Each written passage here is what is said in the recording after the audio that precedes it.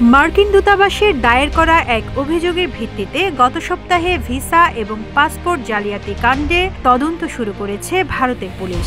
এর এক সপ্তাহের মধ্যে দূতাবাসের পক্ষ থেকে ব্যবস্থা নেওয়া হয়েছে। সম্প্রতি ভুয়া তথ্য দিয়ে ভিসা আবেদনের একাধিক ঘটনা প্রকাশ্যে আসে। এরপর ঘটনার তদন্তে ৩১ জনের বিরুদ্ধে দিল্লি পুলিশ মামলা করে। এর মধ্যে ভারতীয়দের ভিসা জালিয়াতির বিরুদ্ধে কড়া পদক্ষেপ নিয়েছে যুক্তরাষ্ট্র।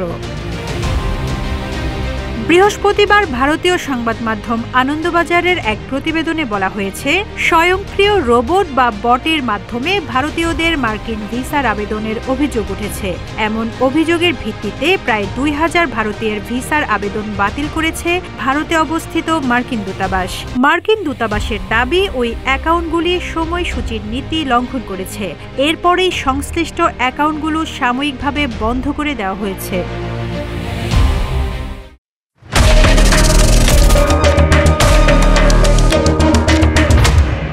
বৃহস্পতিবার ভারতে অবস্থিত মার্কিন দূতাবাস এক বিবৃতিতে জানিয়েছে, ভারতে ভিসা সংক্রান্ত একাধিক জালিয়াতিমূলক কার্যকলাপ ধরা পড়েছে।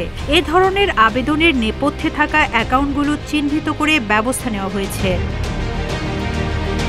দূতাবাসের পক্ষ থেকে কড়া বার্তায় জানানো হয়েছে, জালিয়াতি সহ্য করা হবে না। যারা সময়সূচির নীতি লঙ্ঘন করবে তাদের বিরুদ্ধে কড়া ব্যবস্থা নেওয়া হবে।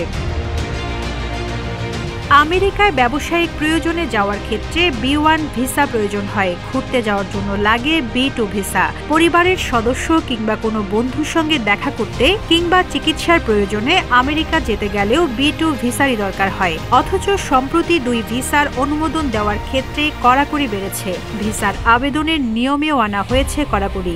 আমেরিকার ভিসা নবায়ন করতে গেলে এখন থেকে ভারতীয়দের আরও বেশি সময় অপেক্ষা করতে হবে বলে গত মাসে জানিয়ে দেওয়া হয়েছে।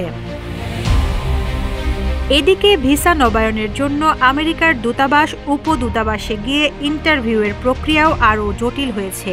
দ্বিতীয়বার ক্ষমতায় আসার পর থেকে ভিসা জালিয়াতি এবং বেআইনি অভিবাসনের বিরুদ্ধেও কঠোর পদক্ষেপ নেওয়া শুরু করেছে মার্কিন প্রেসিডেন্ট ডোনাল্ড ট্রাম্পের প্রশাসন।